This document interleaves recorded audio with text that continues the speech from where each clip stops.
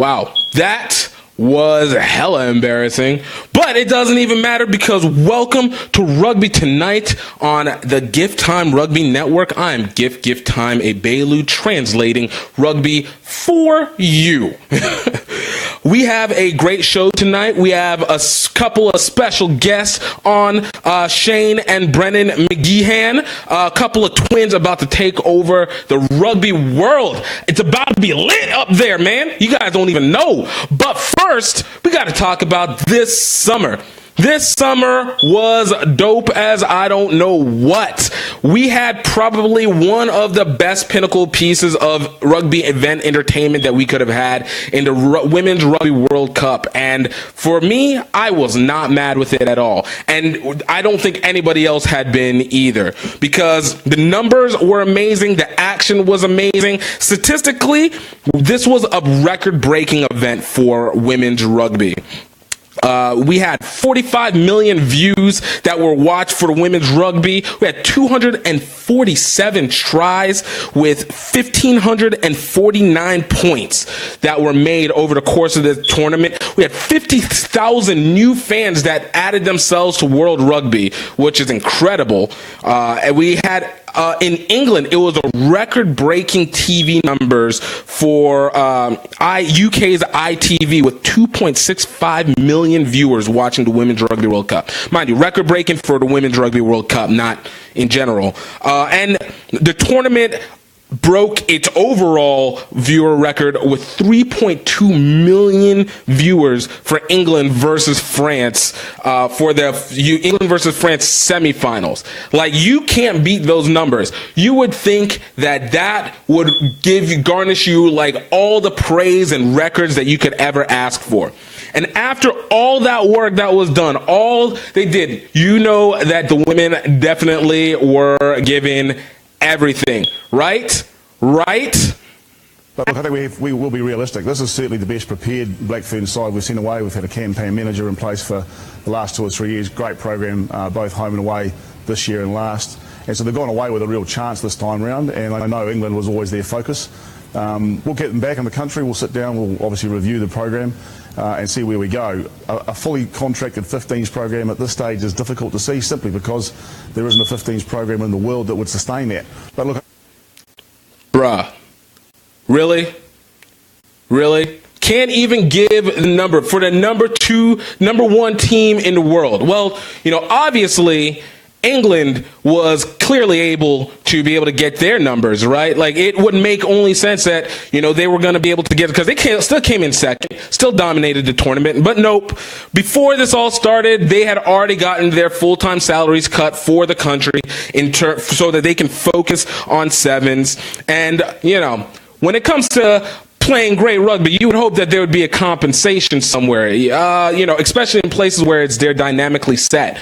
But alas, of course, there would not. But, you know, obviously, you know, it's got to be something that is consistent with everybody, right? Like, even the guys, they're going to have to struggle, right, to try and find resources, right? Steve, are you finding it even a challenge, a more difficult challenge, just finding the money to keep some of our best men's players in the country? well, that's the thing. We're always making resource decisions, aren't we? So we're retaining our best talent in the men's game. We're working very hard at the community level to make sure the pyramid has a solid base. Bruh.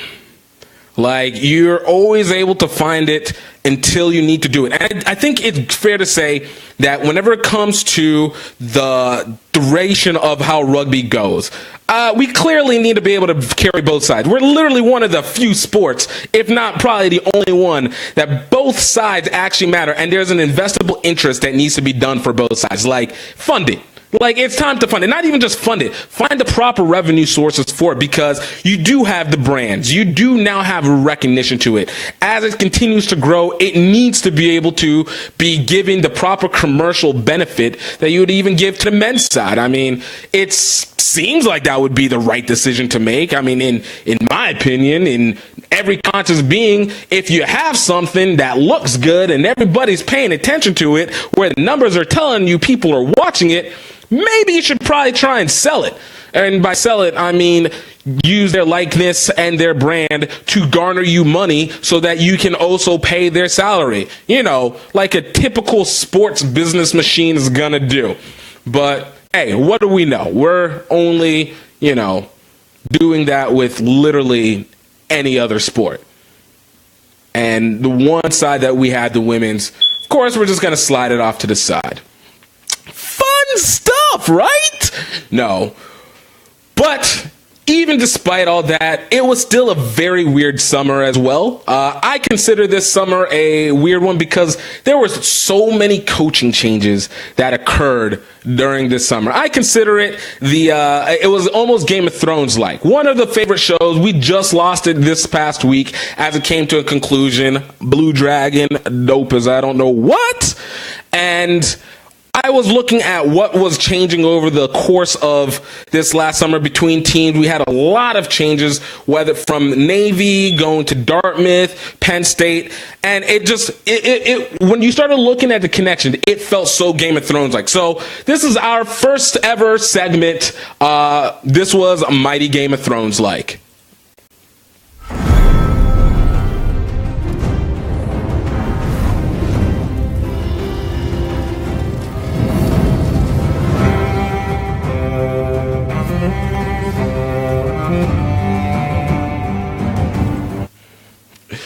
All right, so starting off first, this summer was the coaching changes started from, well, really there was some others, but it started with Mike Flanagan of Navy stepping down after being the head coach for the rugby team for 30 years. All right, that was the Mad King, in my opinion, in this situation. He was the Targaryen in this, setting up the basis.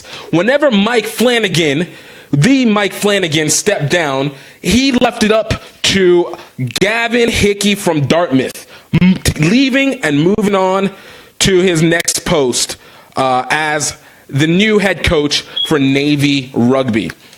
Now, if you didn't realize, that meant that there was an opening left at Dartmouth. Well, of course, the mighty incestuous nature of rugby here in the U.S. gave us Penn State head coach Justin Wilcox as he began to move into the new kingdom, transferring himself from the center kingdom of State College up to, I can't actually remember where Dartmouth is, in New Hampshire. Dartmouth taking over from there. That left the opening for Penn State to be left unguarded, unmanned, and unleadershiped. And that was left up to Mr. Justin Hudley of Xavier High School out in New York, taking over that position. But you'd think it stopped there. No, it did not stop at that point. You would next have down south, to the south, near the walls, or the water walls in this situation, of Mobile, Justin Goonan, the king of Spring Hill College, deciding to move up to Dartmouth to be to be the hand to the king of Justin Wilcox as he makes his progression upwards, continuing the familial reign into the Dartmouth range in this Game of Thrones aspect. Now, of course, nobody is officially dying, but you still have people coming out and moving things around as it so be it. And so we moved from that position, taking it out to Arkansas State, where really we didn't think anything was connected to it. But, Sean Potiger, who was the head coach this last year, taking over. And you know what? I consider this all a connection because it's rugby and everything counts for a reason. Sean taking his time to move out from the land of Arkansas State to move on and train himself with the no faces, the no names, or just to get a better education, I guess. We want to get a better education. Who doesn't want to get a better education? But moving on to the no names, leaving interim coach Blake White to be able to take over as the new interim head coach for Arkansas State, leaving the Wildlings, because that's what I consider them in this situation. They're going to be the Wildlings on the other side of the wall of this connection, disconnected and ready to battle with everybody else in this Game of Thrones aspect. And so, as a result, we are able to take this whole connection of people and just say, oh my God, there's a lot of movement that happened in rugby, and it's going to make this college season quite amazing. I can't even begin to say what the changes, because you had a lot of power coaches that were there. And that's not even actually to say the number of actual coaches that left, because we had coaches that left out of Western Oregon from the women's side. We had the University of Cal women's coach leave as well. And then we had a new change over at Life. But that would be more people than would have been available for Game of Thrones reference. And I like to keep my metaphors consistent, even if they don't fully always make sense. So, I deal and go along with it. So I hope you enjoyed our segment of Game of Thrones rugby style.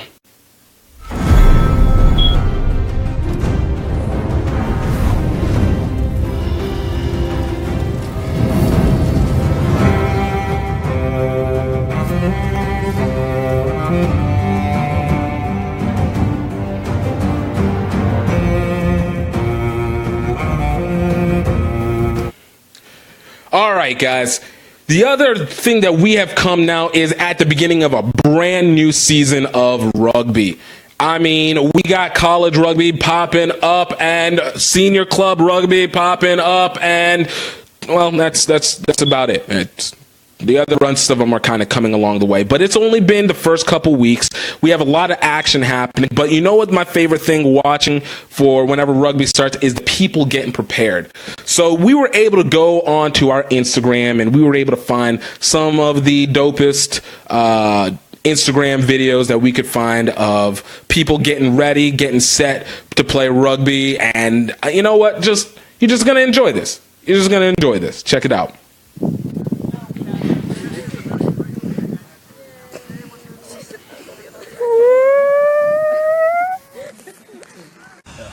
This is what I want you guys to do. All right. I want you to stop. Lock, pop, and drop. Look over there, boys. Their knees are weak. Their palms are sweaty. They got vomit on their jerseys. Their mothers are We'll run from the windows.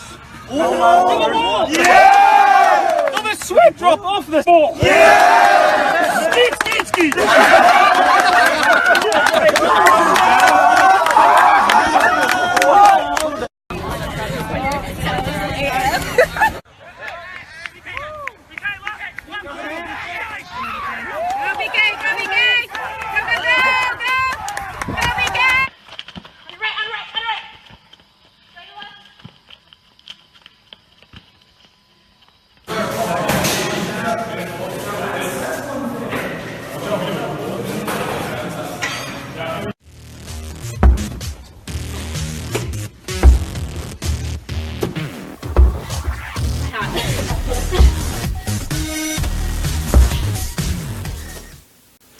Awesome. I hope you guys enjoyed it. If you guys want us to put your Instagram videos up, just hit us up on our Instagram page at GiftTime Rugby. Find us on Facebook at GiftTime Rugby or facebook.com/GiftTime Rugby. But we will be right back. 144 meters by 70 meters. 15 or 7 aside. Run or kick forward. Pass backwards, tackle low and proper. Rugby is one of the fastest growing sports in the nation. Men and women of all ages are picking up the ball. We're entering a new era of rugby. The GiftTime Rugby Network is here for you. We want to inform you. We want to entertain you. And we want to provide the best live coverage of rugby events you can access. National, club, college, and under 19.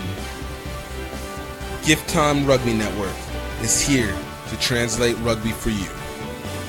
Check us out online, and don't forget to subscribe. Welcome back, guys. You know, I am a big fan of rugby for one of many reasons. I think we all have our reasons. But one of the top ones has been about how we are able to connect as a culture, from different cultures to different cultures. And that connectability by means of bashing into each other, you know, trying to embarrass each other on the pitch, and then subsequently coming back for some drinks of sort is probably one of my favorite things. So we were able to connect with one of our boys overseas, Jason Bray of the Rugby Lovers Guide to Asia. Find him on Facebook, the Rugby Lovers Guide to Asia, as we set up for Saigon 10s that's happening, one of the dopest social rugby tournaments in Asia. Many people don't realize it, but we hooked up with him. He hit us up with some of the information that we need to know about going out and playing some rugby over there. Check it out. So your rugby team or your touch rugby team needs a brand new touring challenge. Well, look no further. Welcome to the Rugby Lovers Guide to Asia, top 5 reasons to tour Myanmar, featuring the Yangon Dragons.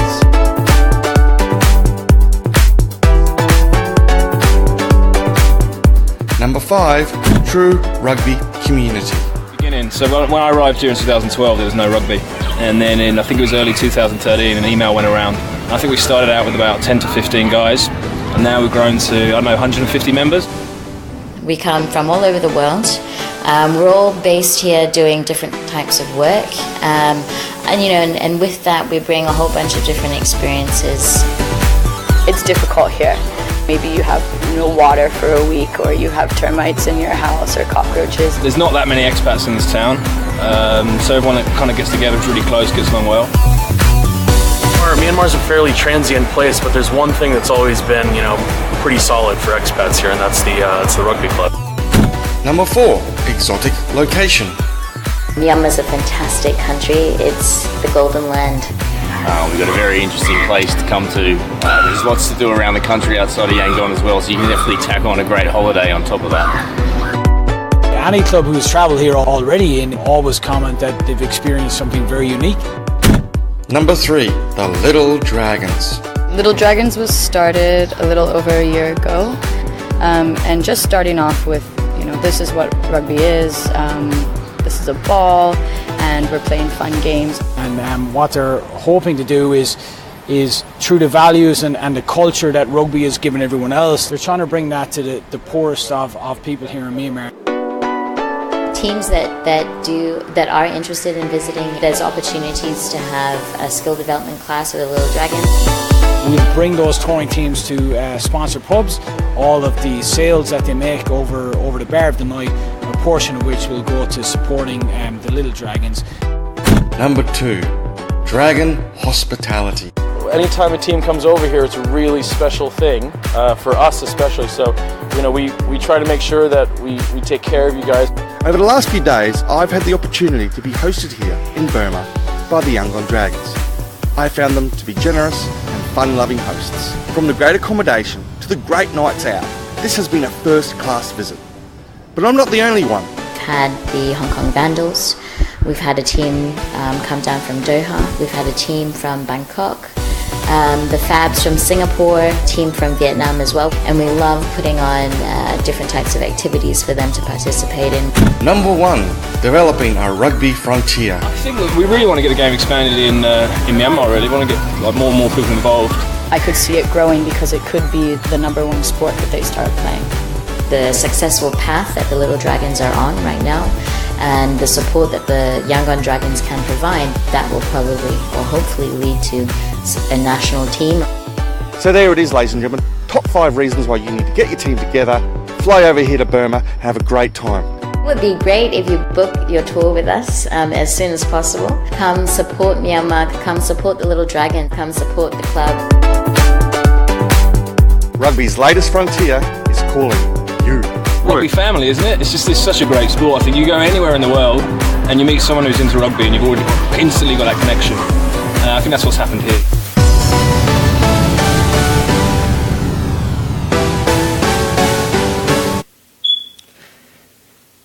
We'll be right back.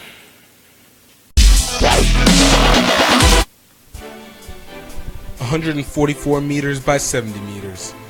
15 or 7 aside. Run or kick forward. Pass backwards. Tackle low and proper. Rugby is one of the fastest growing sports in the nation. Men and women of all ages are picking up the ball.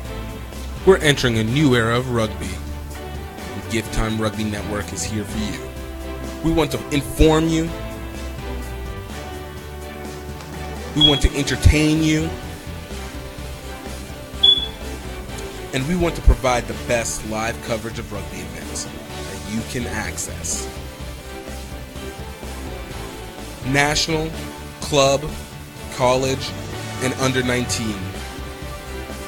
GiftTime Rugby Network is here to translate rugby for you. Check us out online, and don't forget to subscribe. Welcome back, everybody.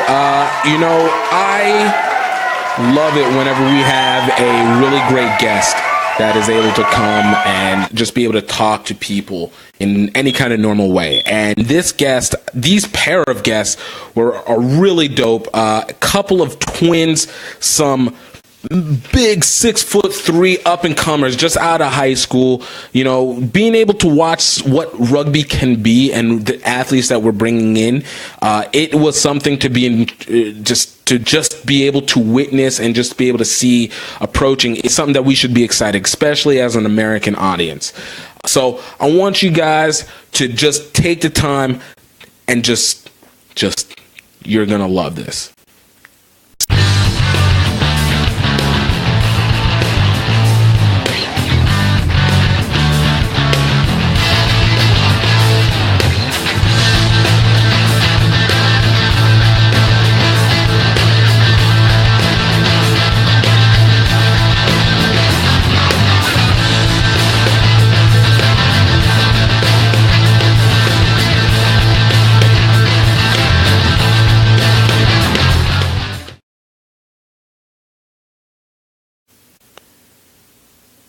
Shane and Brennan McGeehan, thank you guys so much for being on the show today.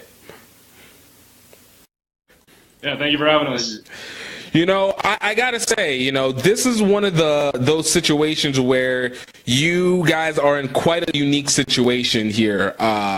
You guys are twins, and I just gotta ask, what is this combined mind concept that you guys have going on here as rugby players?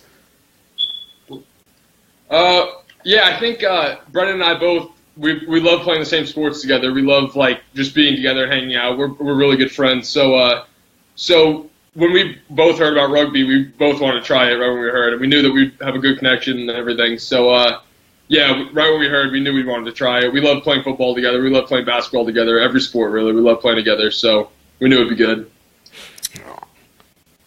No, that's awesome. So I have to ask, though, what got you guys started in rugby itself? How did you guys get introduced to it? Because, obviously, like you said, you guys have been playing football. You guys are playing other sports. What attracted you over to the sport? Well, our dad has a couple friends that play rugby, and they both really wanted us to play. They said we'd be good just based off our athleticism and our size. So we wanted to give it a shot. It was really more of just keep in shape when we weren't playing football, but then we wound up really loving rugby more than football, so it worked out perfectly. I feel like that's how it often always ends up working out, because I know even for me, whenever I started playing rugby, I got a little pissed off because I was like, well, I wish I had this in high school. I would not have even been playing any kind of track at that point. I would have been gone football to rugby season and then slowly siphoning out the football season just because there's so much more freedom that goes to it. I know what you're talking about. So let me ask you guys this, where are you guys residing in? Where are you guys from exactly? We're from Spring Lake, New Jersey. I got to see the video that you guys put out there, which was It got me hyped. I'm not gonna lie. I got hyped up watching it. I was just like, "Are you guys? Let me watch these guys go play." But you guys have the unique ability, like you said. You're 6'3". You guys are power lifters. You guys have a lot of athleticism. What is it that you guys are hoping to get to? How are you guys hoping to continue with this rugby career of y'all's? Well, we would definitely love to play in college. We're getting looked at by some good schools now with some good programs. So college is the first step, and then after college, I think we definitely want to play on a men's team. The Monmouth Maulers, the team we play for now, where we play 19U, they have a men's team as well, and we practiced with the men's team before, and it's awesome. We love the men's team, so that's definitely what we want to do after college. So we definitely have our goals set for that. No, that's awesome. So I do have to ask this, as you guys play very similar positions, you guys are both props. How often do you guys have a competition in the scrum on who can make the biggest push? Yeah, all the time. We never really talked about it, but we both know that we're both seeing who can push the other person farther. Yeah. Like, it's one of those things. It's like, look, we're already mentally connected. It's now who's going to turn this wheel all the way through. Yeah, exactly. Yeah, definitely. Kind of moving with where you guys are at high school. So you guys are still in high school right now. What is it that you guys have expected for the season? Like, this is your last year, correct? Our school, we go to a boarding school in Connecticut. We actually don't have a rugby team right now. So that's why we have to play in the summer for a summer team. Yeah, but we're going to try to start a team this year for our school. We have some teachers that are interested, so it'll be good. Oh, that's awesome. Like, was it something that you guys had been talking about with the teachers for a little bit and slowly working them down, or is it something that you guys are, you presented to them maybe a little bit before the summer came and now they're just kind of working it through? Yeah, well, we actually have a female teacher who was my teacher this past year, my junior year, and she played rugby in college, so she was psyched for it right when I mentioned it. But yeah, we have some other teachers who have some free time that just I know would want to do it. So, but yeah, the female teacher, she was really excited for it. Dude, that's so awesome. Again, you guys seem to have like the weirdest connection to rugby people in advance. Like, you guys are. It's almost like there was a calling. Maybe you kind of were meant to do this. Yeah, we got really lucky with all the help we got. Yeah. So for you guys have only been able to play over the summer for each of the few years that you guys have had the chance to play then, right? Yeah. How have you guys felt the development has been? Like, has it been just solely with the men's team, or have you guys had a chance to work with any other squads?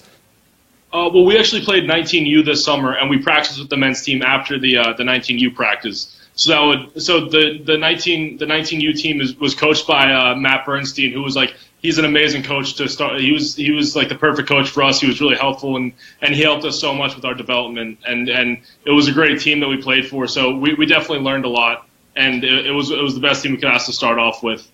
But I think that definitely helped with our development a lot, along with playing with the men's team after that practice, just because it was great for just the workout itself was hard and it was challenging, but we learned so much with the men's team, so it was perfect for us. You guys haven't had those opportunities. It's great that you guys are able to combine both of those, get the age grade as well as having the men's side. What are some of the things that you guys have been able to see from your level? Because for us, I've been involved in rugby for the better part of the last decade or so, but I've seen small changes, and take a guy who's 15, 20, 30 years into this, they'll see the major changes. For you guys, what are some of the differences that you guys have seen in terms of how teams prepare versus how you guys used to prepare with other sports? Because again, you guys have a pretty solid resume when it comes to sports development. Yeah, I definitely think rugby compared to other sports is a lot more mentality and your mind getting ready for a game. So in football, it's more like you have to get your body ready and you have to think, and but rugby is it's all strategy, and so it was definitely different than a lot of other sports, getting ready for a game or practice even. But I think that was the biggest difference between the sports that we played. You have to get ready mentally more than physically. you guys have the pleasure of being twins, which means you guys have a support system that is even further than you get from just your best friend. As you guys prepare for a game, what do you guys mentally do together to get ready for a matchup? Well, mainly if we do like the following game, if there was something that I think Shane could improve on, I'll tell him, and it's a lot easier to tell him than it is to tell somebody else on the team, just because I know he's not going to get offended by it. A lot of kids will kind of get offended by it sometimes, or think that I'm just trying to like be mean about it. But I know Shane won't get offended by it, so I can tell him exactly what he's doing wrong, and he can tell me too. So we'll tell each other what we did wrong and what we can improve on, and then we'll also just kind of try to hype each other up and tell each other let's make sure in the scrum we're pushing as hard as we can and we're trying to blow them off the line, and just little things like that we try to get, and we try to get each other hyped up too. So last few questions. You guys have noticed, you guys have a very unique ability to be part of an ever-changing environment that goes with rugby, especially here in this country. People are getting faster, you're getting bigger, and it's going to be more guys that are your size. Are there people that you guys look to as mentors or as role models that you guys like to, kind of mirror yourselves against, or at least try and take characteristics from? Yeah, well, we were rowers our first 3 years of high school, our freshman to our junior year, so we loved the Winklevoss twins from Harvard. So we really looked up to them. They always talked about their twin connection, and they were it was the same as us, same body type, same height, same weight. So yeah, we always looked up to them, and they rowed a double together, and were so synchronized, and they were so even. So we really looked up to them, and we thought that we could go as far as them too in a different sport. No, well, and I think that's a great one. Just, be careful of anybody who decides to join you. Maybe take your idea, capitalize it, make it into a whole billion-dollar industry. As you guys get ready for, well, I guess this high school, as you guys head out to boarding school, what are you guys hoping to be able to convince the students? How are you guys hoping to convince these students to get you guys a good rugby team? Well, we definitely have a good football team, and we're friends with everyone on the football team. So I think most of them would be excited to play, and especially if we wanted them to, and we told them how fun it was and how much and they love working out and everything too. So if we tell them how much strength it takes and mental capacity and all that, they would love to play. But it might take some convincing, but I think we'll be able to get them, all the football guys. And, well, look, you know what? I'm excited. I can't wait to hear about you guys on the back end whenever the high school championships come back around soon. And I'll see you guys, or at least the remnants of what you guys have created coming up in the near future. Last question. What universities are you guys or possibly thinking of wanting to go to? Right now, our list, the kind of top 5 is St. Bonaventure, Lafayette, Fairfield, Elon, and Iona. Nice. So, yeah, those are our top 5 right now. Nice. I'm pretty sure there's a few coaches on those teams that would be very happy to bring you guys on. Yeah, thank you. Well, Brennan, Shane, I want to thank you guys again for just taking the time. Thank you guys for talking with us. Anything that you want to leave the audience with? No, just thank you so much for having us, and thanks everybody for watching. Awesome, guys.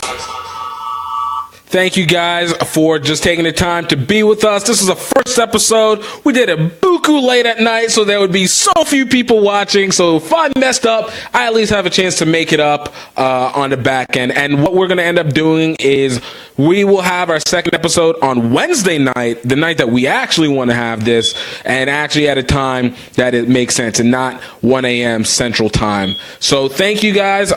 Please don't forget, jump on our Facebook page, like it, facebook.com/GiftTimeRugby. Jump on our Instagram at GiftTimeRugby. Send us those videos.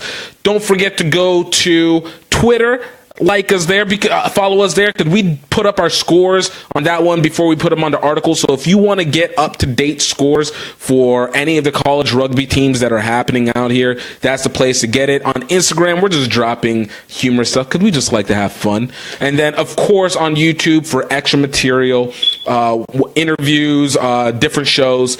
Guys, check us out on YouTube at GiftTime Rugby Network, youtube.com/GiftTime Rugby Network. But until then, my name is GiftTime Bailey, translating rugby for you. I hope you guys have a great one. Continue to live the rugby life, and cheers.